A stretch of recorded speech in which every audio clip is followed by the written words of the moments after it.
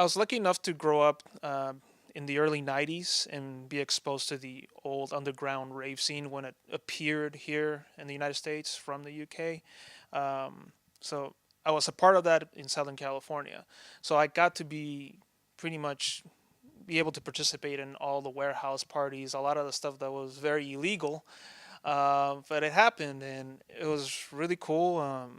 They were playing music that, man, a lot of it is really hard to describe. It was electronic, of course, but the beat patterns were just, it's really hard to compare it to anything that's being made right now.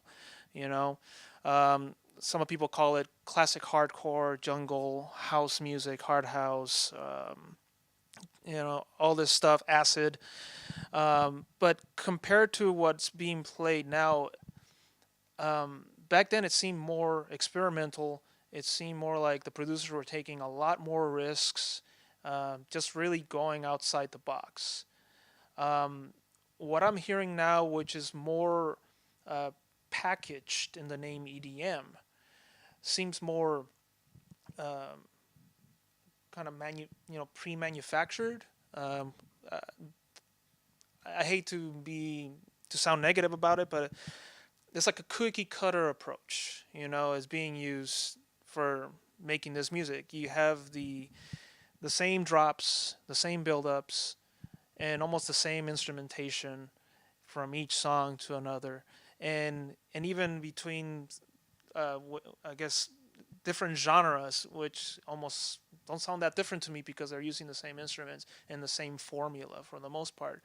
And that is not what it was originally as far as electronic music goes. Not at all.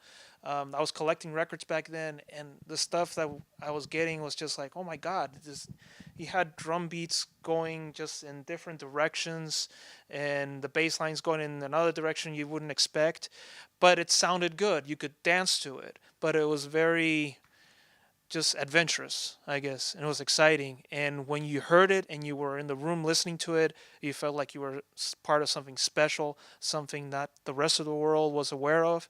So that made you feel like, wow, I'm special too, and I'm getting to hear this, and you know, it made you feel good. Um, I feel the need simply because I was exposed to that music, and now it gives me a frame of reference of how it originally was compared to what we're hearing right now, more in terms of what's being pushed to the general public. Uh, it gives me kind of the motivation to showcase, hey, this is what this was originally. The sound. I'm not saying let's take all the songs that were made back then and push them right now up front and call them new. No, no, no. I'm just saying the style, the approach. That's what matters, at least to me, and I hope to some other people.